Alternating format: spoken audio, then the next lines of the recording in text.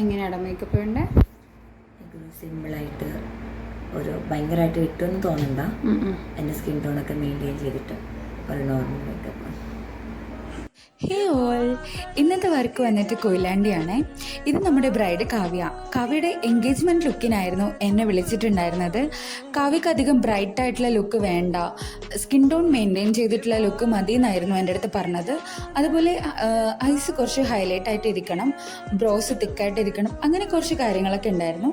അപ്പം നമുക്കിനി final look കണ്ടാലോ? ये बादल की चादर ये तारों के आंचल में छुप जाए